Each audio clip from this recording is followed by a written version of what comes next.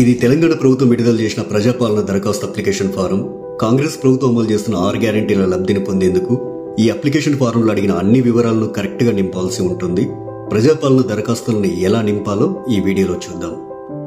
ఈ దరఖాస్తు సంఖ్యను ప్రభుత్వం వారు చూసుకుంటారు. మీరు దీంట్లో ఏం రాయకండి. కుటుంబ వివరాల కింద మీరు కొన్ని వివరాలు రాయాల్సి ఉంటుంది. ఇక్కడ మీ పూర్తి పేరు రాయండి. ఇక్కడ ఇంటి యజమాని స్త్రీ అయితే స్త్రీ అని టిక్ చేయండి, పురుషుడైతే పురుషుడి దగ్గర టిక్ చేయండి, ఇతరులైతే ఇతరుల దగ్గర టిక్ చేయండి.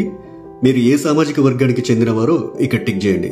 ఎస్సీ అయితే ఎస్సీ దగ్గర, ఎస్టీ అయితే ఎస్టీ దగ్గర, బీసీ అయితే బీసీ దగ్గర, మైనార్టీ అయితే మైనార్టీ దగ్గర టిక్ చేయండి. ఎస్సీ ఎస్టీ బీసీ మైనార్టీ కాని వారు ఇతరుల దగ్గర టిక్ చేయండి. ఇక్కడ వారి పుట్టిన తేదీ, పుట్టిన నెల, సంవత్సరం వరుసగా ఇవ్వండి. 12 అంకెల ఆధార్ కార్డ్ నెంబర్ ఇందులో ఫిల్ చేయండి. ఇక్కడ రేషన్ కార్డ్ నెంబర్ రాయండి. ఇక్కడ మీ మొబైల్ నెంబర్ రాయండి. వృత్తి దగ్గర మీరు చేసే వృత్తిని రాయండి. ఇక్కడ మీ కుటుంబ సభ్యుల పేర్లు, వారి వివరాలు తెలపాలి. ఇక్కడ పేరు, అతను గాని ఆమె గాని మీకేమవుతారో, తల్లి అయితే తల్లి అని, భార్య అయితే భార్య అని, కొడుకు అయితే కొడుకు అని, కూతురు అయితే కూతురు అని నింపండి. వారు స్త్రీ అయితే స్త్రీ అని, మగవారైతే పురుషుడని. ఇక్కడ వారి పుట్టిన తేదీ, పుట్టిన నెల, సంవత్సరం వరుసగా ఇవ్వండి. ఇక్కడ వారి ఆధార్ కార్డ్ నెంబర్ రాయండి. ఇలా మీ ఇంట్లో ఎంతమంది ఉంటే అంతమంది పేర్లు రాయండి. ఇక్కడ ఇక రెండో పేజీలో ఏం రాయాలో చూద్దాం. 10వ నెంబర్ దగ్గర మీ చిరునామా రాయండి. ఆధార్ కార్డులో ఉన్నట్లు మీ ఇంటి నెంబర్ ఇక్కడ రాయండి. మీ గ్రామం లేదా మున్సిపాలిటీ ఇక్కడ రాయండి.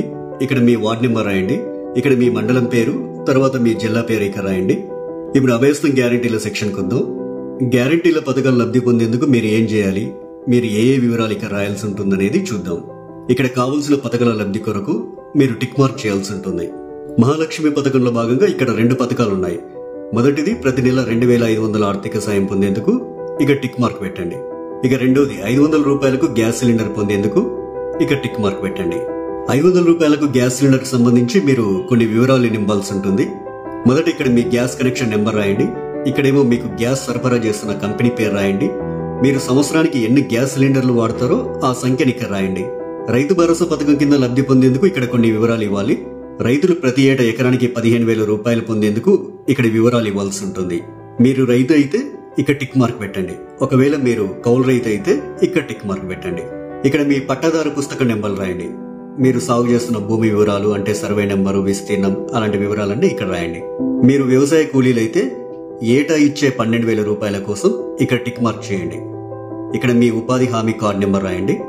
మరో గ్యారంటీ ఇందిరమ్మ ఇండ్లు పథకం లబ్ధి కొరకు ఇక్కడ కొన్ని వివరాలు ఇవ్వాల్సి ఉంటుంది. ఇల్లు లేని అర్హులైన కుటుంబం వాళ్ళు ఈ వివరాలు ఇవ్వాలి. ఇంటి నిర్మాణం కోసం ఆర్థిక సాయం పొందేందుకు ఇక టిక్ మార్క్ చేయండి. ఇక అమరవీరులు మరియు ఉద్యమకారులు 250 చదరపు గజాల ఇంటి స్థలం పొందేందుకు ఇక్కడ కొన్ని వివరాలు ఇవ్వాల్సి ఉంటుంది. మీది అమరవీరుల కుటుంబం అయితే ఇక్కడ టిక్ మార్క్ పెట్టండి. ఇక్కడ మీ కుటుంబంలోని అమరవీరుల పేర్లు రాయండి. వారు అమరులైన సంవత్సరం రాయండి. FIR నెంబర్ రాయండి. డెత్ సర్టిఫికెట్ నెంబర్ రాయండి.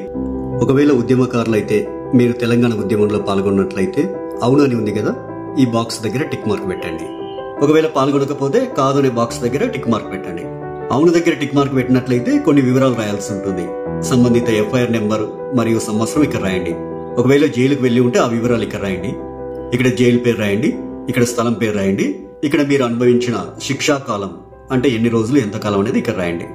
తరువాత గృహజ్యోతి పథకం. గృహజ్యోతి పథకం కింద ప్రతి కుటుంబానికి 200 యూనిట్ల కరెంటు ఫ్రీగా ఇస్తుంది కాంగ్రెస్ ప్రభుత్వం.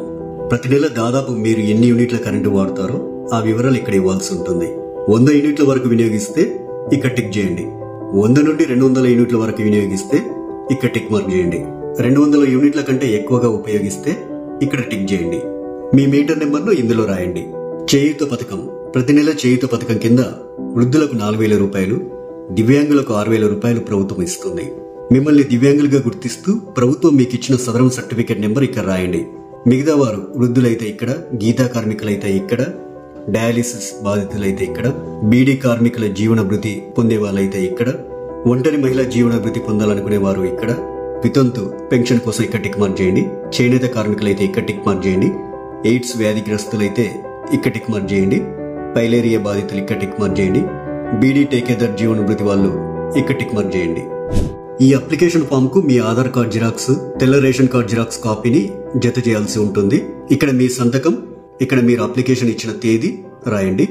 మీ ఊర్లో ప్రజాపాలన సదస్సులు పెట్టినప్పుడు ఈ అప్లికేషన్ ఫామ్ తీసుకెళ్లి వారికి ఇవ్వాలి. ఇక చివరిగా ప్రజాపాలన దరఖాస్తు రసీదు ఉంటుంది. ఇందులో మీ నుంచి దరఖాస్తు తీసుకునే అధికారి కొన్ని వివరాలు రాసిస్తారు. ఈ రసీదులో అధికారి దరఖాస్తు సంఖ్య రాస్తారు. అభయస్వం గ్యారెంటీలకు సంబంధించి టిక్ మార్క్ చేస్తారు. తదితర వివరాలన్నీ కూడా రాస్తారు. చివరగా అధికారి తన సంతకం చేసి మీకు రసీదునిస్తారు.